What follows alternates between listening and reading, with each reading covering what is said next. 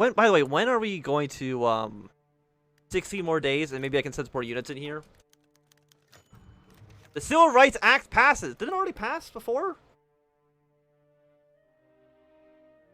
I could have sworn we already did this. As our commitment to providing balanced coverage of the upcoming election, KMT, I guess it's not actually the same because it's talking about the election. KTVM here in Melford and our satellite station in Comet Falls, KOTI, have been interviewing different candidates from the local, state, and federal races. And here, the people of Southern Oregon determine who shall be their best candidate for office. We'd like to remind everybody now that KVTM and KOTI are nonpartisan, and that we're airing both candidates from the Republican, Democrats, and the National Progressive Party to hear what they have to say. Today, Wayne Morse, one of the candidates for the NPP, has called into a studio to answer a few questions regarding his party's platform. Can you hear me, Mr. Morse? Yes, I can. Go ahead. Mr. Morse, I'd like to begin talking about, I'd like to begin by asking you about one of the biggest issues facing the United States today, the civil rights movement. With the president having signed the Civil Rights Act into law and working towards the desegregation of American society, can you say if the National Progressive Party are in favor or opposing to the act? I posed that Nixon a lot. So this should have, I think, happened before. So I'm not too sure. We'll choose this option. Like, was that fired at some point in the past? Feels like it. It's like, you spread your front line out way too thin. I guess for right now, let's go here. Just so we can clean up this area so South Africa puts their troops in more, you know, just better positions. The burden of power. John McCormick never wanted this. His career had been most successful for sure, but he had always wanted to serve his country and the party, and in his tenure as Speaker of the House, he had performed admirably. If he did say so himself. Then Nixon lied, and Kennedy died, and suddenly his Boston-born son of a HOD carrier found himself thrust into the highest office in the land. These days seemed to blur together as he struggled to gather himself. The Oval Office was a whirlwind of activity, endless lines of politicians secretaries rushing in to give him the lay of the land. More rioting in the South cried one. Latest casualty reports from South Africa, Mr. President said another. Podium at the press conference was another beast. He lost count of the amount of times he had uttered the phrase national tragedy, difficult times for us all, in front of flashing cameras over the next few days. Finally, whenever he found himself a brief moment to relax, he would pick up the newspaper and read all about the grim poll forecasts and endless rumor mills, and the countless reports of the anti-war protests, and the continuing civil rights clashes and lines of coffins returning from overseas. One night, sleep truly eluded him, and he found himself in the Oval Office, sitting in darkness save only for the lights flooding in from the White House lawn. His presidency would not be a successful one. He accepted that. He had no plans to run in the election to try and legitimize or extend his rule, but perhaps he could study the nation well enough that he came after him, have a shot to triumph. Steeling himself, the caretaker president prepared for the ordeal ahead. Remain calm. Just remain calm and everything will be okay. Maybe. Maybe. Probably not.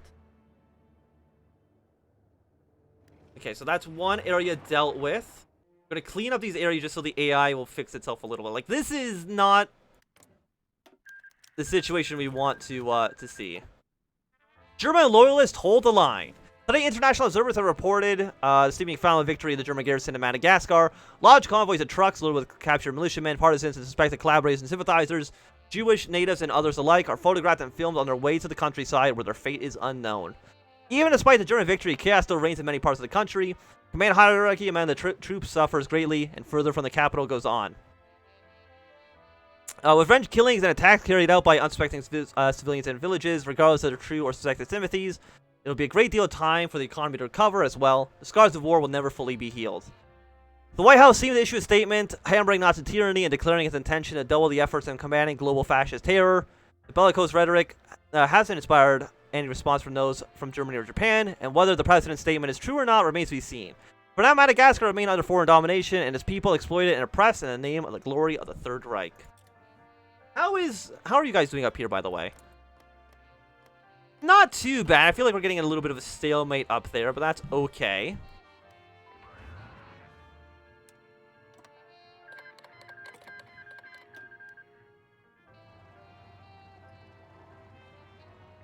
Yeah, you come down here for a moment. They are going to be cleaning this up. Like, you have so many men over here for absolutely no reason. Get there. Move to all these other positions, which is nice for you. We might still lose because the AI was not able to really set up their front lines effectively, which is kind of like my fault as well. I should have known that the AI would have some troubles here. You are South African territory, so this will at least uncapitulate you slightly. We want to go to the Great Lakes. And remain calm. Everything's okay. I'm sure everything's fine. Don't worry about it. How is, did this finish? Somewhat low. So we've extended operations. Can I now send more volunteers? I can't send 2 more volunteers. Fantastic news. Just assign you under any commander. It's fine. We're now going to send you guys over as well. Can I actually send more aircraft in as well? No. In fact, I have too many planes here. You know, let's take out 60 fighters then. Or at least back under the limit that we should be.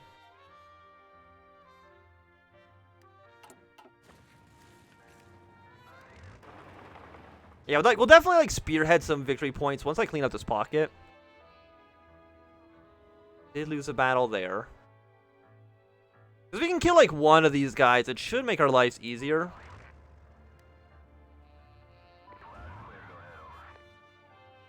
And when are you guys gonna arrive? You're gonna arrive in like 1 more week-ish.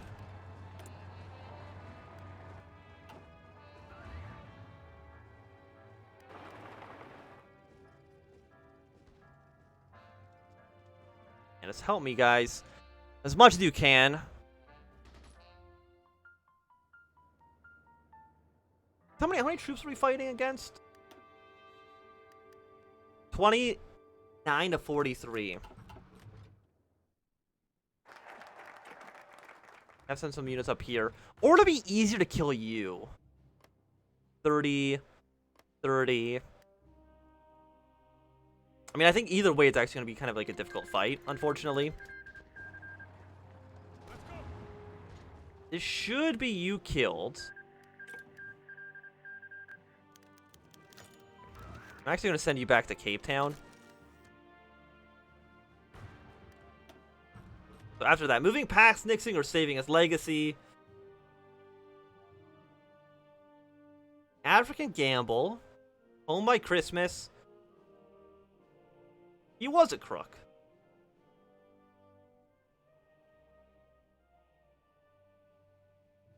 I mean, like, you've already lost the South. South Africa is the easiest you think. He was a crook. I mean, the South is already completely dominated by the NPP, so it makes no sense for Bennett to even try to, We can even get more ground operations. I think that's okay.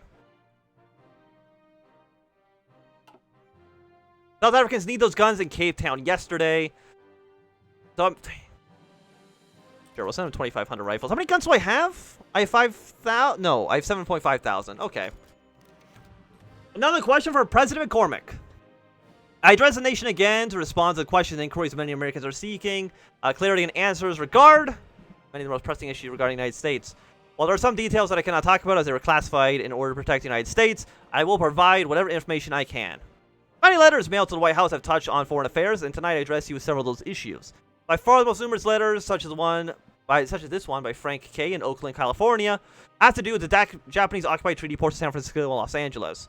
I write to you today because in regard to the treaty ports of California, it's a national disgrace that we have allowed Japan to control 2 of the most vital ports on our Pacific coast, strangling our trade throughout the world. Even though not a single Japanese or Nazi stepped foot on American soil during all the time during the war, except as prisoners of war. Why have we not reclaimed our rightful territory, or even tried to do so since the end of the war? Has America become cowards in the face of imperialism and the dictatorship?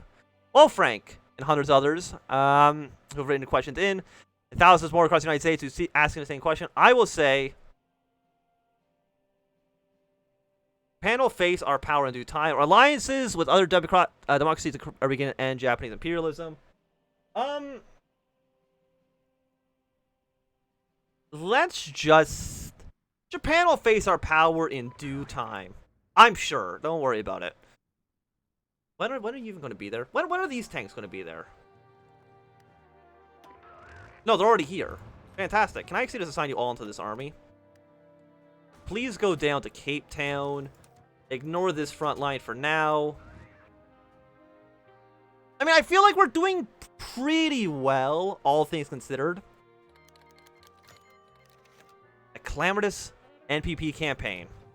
Probably not great. But I mean, those areas didn't really support us so much anyway, so it's actually not that bad.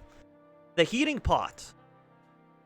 As the death count steadily increases and more honest Americans mourn their loved ones, the political temperature is rising up at an alarming speed. After dozens of weekly report from the FBI documenting ever larger protests breaking out throughout the country, now they are no longer needed to warn the government about the rising discontent. As the president himself found it today when he looked over the window in the White House. Right before the gates of the presidential residence stood, grim, silent, dozens of men and women of all ages. Somehow photos of husbands, children, and brothers whose bodies, lost in a jungle or mangled beyond recognition, they couldn't even hold for the last goodbye. Other posters are crying the useless sacrifice of human lives and accusing the bloodthirsty capitalists who feed on death to be the true force behind the government's decision to increase the draft. The guards outside were visibly in difficulty. They surrounded the small crowd, but didn't try to dislodge them as they were unarmed and quiet. They didn't scream or try to force the block. They all waited there and looked at the certain window where a certain person was looking back. The president couldn't see their eyes. They were too distant for that, but he felt it. That cold, unwavering stare, full of hate and desire for vengeance, made chills run down his spine. There will be a rise in extremism. Well, just don't worry about that. I mean, if you guys continuously send units down here, it's actually, like, not so bad for us. The new genre rises. For American observers, the Adriatic Basin, with the half-abandoned villages molting dry plains and brush that roll for miles on end, strikes similar to long-gone days of our Wild West. Much like the frontier, Adriatica is rife with outlaws and spitberries, saloons of sin, banks of marble, and poor settlers caught in the middle of as they told a miserable existence, living on the sands streaked by blood and oil. Never in the present has there been a depiction of this mythical age truer than in Italy's youngest province. Italian filmmaker Sergio Leone demonstrated his awareness of such when he released a few dollars more last year, or I guess late this year. Fishing up-and-coming Hollywood actor Clint Eastwood as a rough, tough-speaking mercenary, the movie brought new life to the old genre while introducing its own refreshing themes. Standoff between lawmen and bandits, desolate mining towns were joined by the ambitions of Laconia bounty hunters and long-held grudges tied together in a captivating plot centered around a heist. Though the film was depicting America's Old West, it conflicts it to show that it resonated with the Italian pioneers seeking their fortunes in the country's new frontier. Despite less than stellar reception from film critics for its over-the-top violence and campy tone, the film nevertheless broke records by reaching $14 million. The film's gross revenue, proving that there was a place for the now-termed spaghetti western in the free world's silver screens. Already rumors abound of a sequel, and directors and studios hint at filming their own reimaginings of the bygone era, the same savannas that evince the stories of the hearts and minds of millions. You please stay still. After that, you go here, you go here. He was a crook. I guess after you're done there, move your tanks to this position? That might make the most amount of sense. Apparently they've actually just abandoned Cape Town, which actually makes my life significantly easier. There we go. We've once again have taken back the city. How many times are the AI going to do this? I don't really know. And we've only lost 2.2 thousand men in this whole, like, conflict. Except for the once around, but don't ignore that. So really, like, comparing this to the Vietnam War right now is really overselling it, maybe, would be the...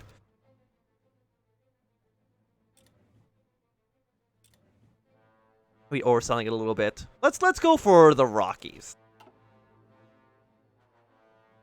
You guys will hopefully be marching up towards the north now. Let's move past Nixon. He's yesterday's news. Today's news is all about McCormick. We also have negative 80 or 98 political power. Not great. The presidential debate.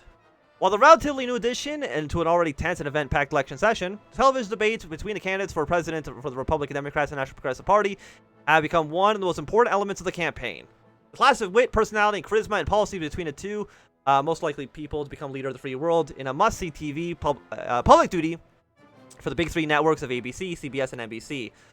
And well-respected cast of news reporters, including Edward R. Morrow, Walter Cronkite, John Chancellor, and Quincy Howie, serve as moderators. In the light of the tumultuous past 4 years, both parties and their candidates want to show that they are more open and transparent and willing to face down their opponent in front of live cameras.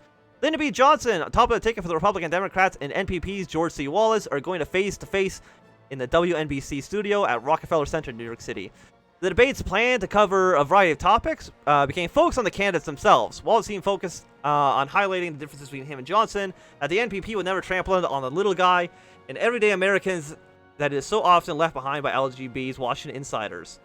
Mentions about state rights, liberties and freedoms, and many other such statements seem to encapsulate the Alabama governor's speech. Johnson, on the other hand, dug into the NPP's platform, decrying the empty words and bland platitudes. His opponents talked about the sole focus on keeping your party together and happy that you can't agree on anything about how you run a country. Johnson thundered towards the end, how can you campaign with such empty promises? Partisans of either party were quick to claim their candidate won the debate, but it's really up to the independents, the swing voters, to decide who eventually emerge victorious in the polls to come, and eventually the election itself. I mean, we're going to go for, I guess, the more, I don't know if you want to call it like the wacky option. The non-historical option, I guess we could say. Because, you know, LBJ was actually president.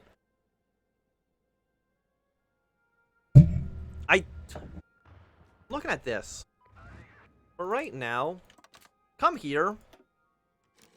And just get a nice encirclement. Kill all these troops. It'll make our lives so much easier. Because right now, we are... Actually, it's about even. Between South Africa and all of these guys towards the north. So any just, like, encirclements and killing these guys off will help us out.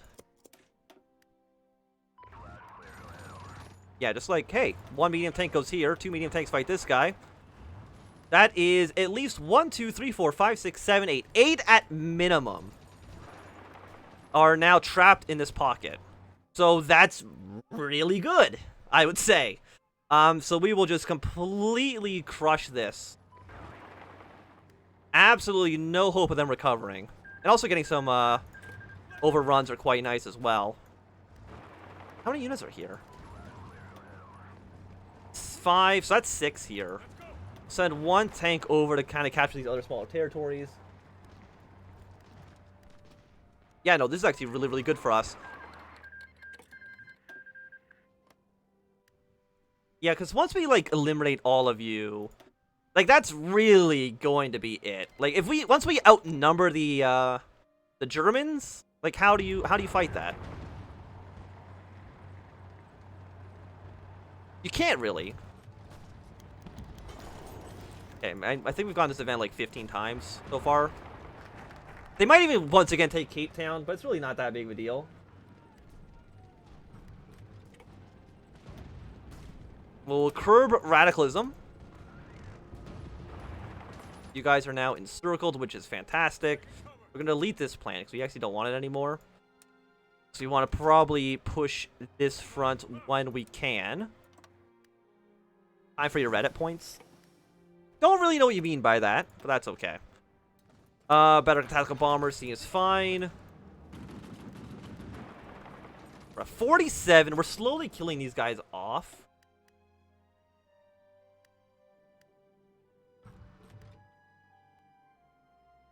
You are... Polls are updated. Okay, who's winning now?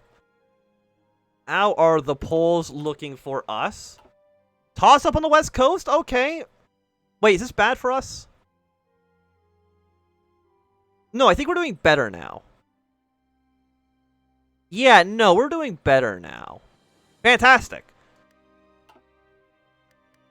South Africa, if you could assist me in killing these troops. I'm not inspiring NPP campaign. Unfortunate, but that's okay.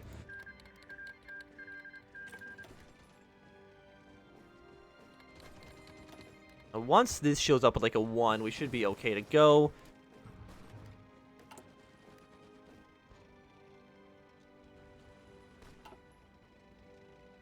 Yeah, no, this is going great. Really, really nice for us.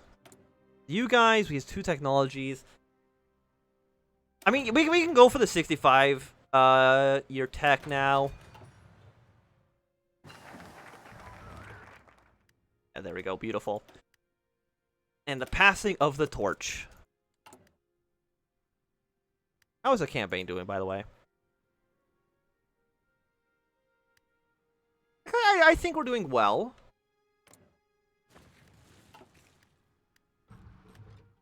You're the Iberian. Does Iberia always control this territory? Or do they just, like, claim it from these guys now that they're losing? I'm not too sure, to be quite honest. You guys, your job is basically push your way straight. We basically gotta get to Luanda. Once we get to Luanda, that should basically be the end of the war. Is there any other 35? You're not that great, honestly. You know, let's go for resource